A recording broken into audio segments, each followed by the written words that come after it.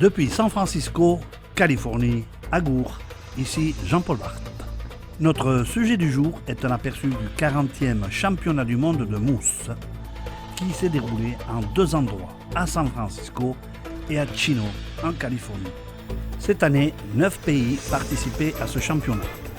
L'Argentine, le Canada, le Chili, l'Euskadi, les États-Unis, la France, le Mexique, l'Uruguay et le Venezuela.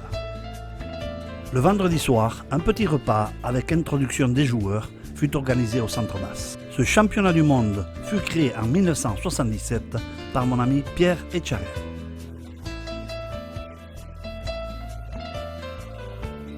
Le lendemain matin, les choses sérieuses commencent avec une réunion générale des représentants. Et enfin, après la réunion, les joueurs se mettent à table pour les premières parties qui dureront une bonne partie de la journée.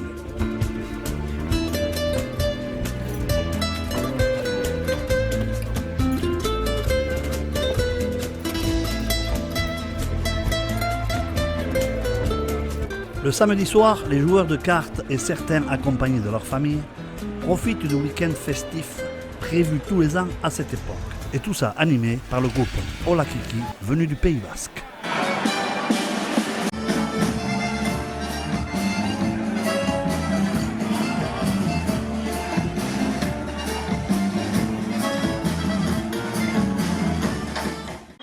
Comme d'habitude, le dimanche après la messe, le repas du midi ramène beaucoup de monde, suivi de 2 parties de pelote avec des joueurs du coin.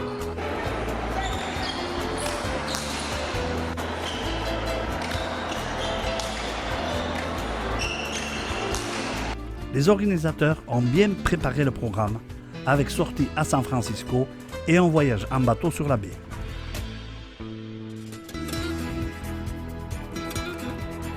Le mercredi, départ pour Chino, au sud de Los Angeles.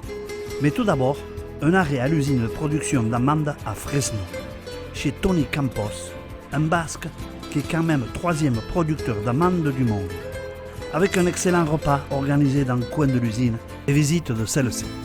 Una cosa que en muchas partes nos van a dar almendras, pero nosotros quiero que comáis mucha almendra, porque este año la cosecha está muy grande y tenemos que hacer alguna cosa, aunque la regalamos, no importa.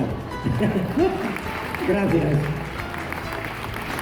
Le jeudi et le vendredi fut une visite rapide de Hollywood, Beverly Hills et Santa Monica Beach.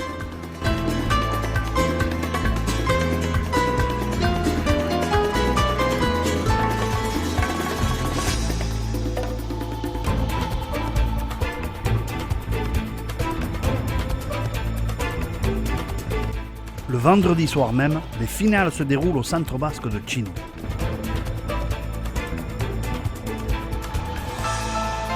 Et c'est finalement les Canadiens qui l'emportent devant Euskadi, 2e, et la France, 3e. Les Canadiens, Patxi Altuna et Rufino Iribarren, ne peuvent empêcher leur émotion de joie. Bien sûr, les autres équipes un peu déçues félicitent quand même les gagnants. Et c'est avec une température de 45 degrés dehors que Patxi Altuna téléphone à son Basque Club de Toronto, au Canada, fier de sa victoire, de leur victoire. ¡Aupa Canadá, me cago en Dios! ¡We're the champions! Rufino Iribarren, à 88 ans, rejoint son partenaire, lui aussi plein d'émotions. Viva Euskadi, hori ¡Hola, bai. Euskadi! Hola, Euskadi. ¡Champions! Quant à nos amis d'Iparaldé, bien contents d'être 3e, ici en compagnie de JB Alguer, président du Chino Basque Club.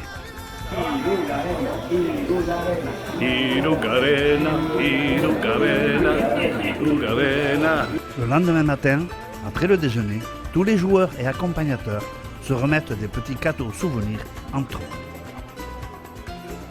Finalement, c'est le samedi soir que sont remises les coupes aux 3 premiers, en commençant par les 3e, les Français, les 2e, Euskadi, et les champions du monde, premiers, les Canadiens. Michel Larramendi et Jean-Michel Sang.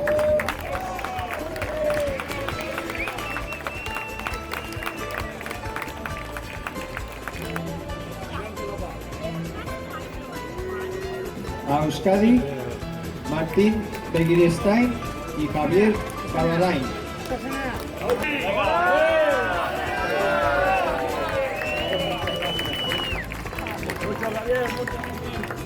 The first place winners, Pachi Altura, Rufino Iribarren.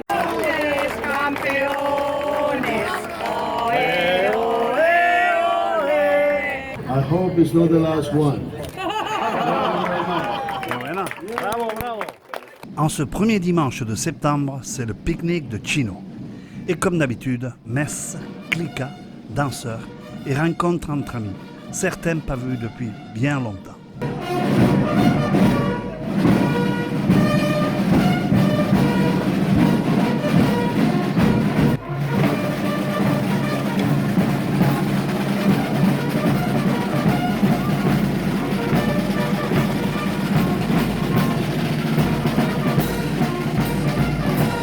Après le repas du midi, les festivités commencent avec l'hymne américain et Guernica Corbola chanté par la clique.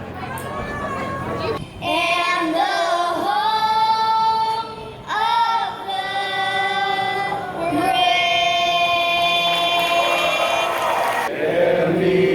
of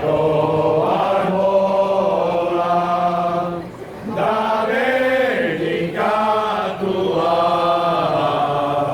Et c'est ainsi que se termine le 40e championnat du monde de mousse et le 39e pique-nique de Chino. Chinotique California, Agourdenelli et même Jean-Paul Barthes.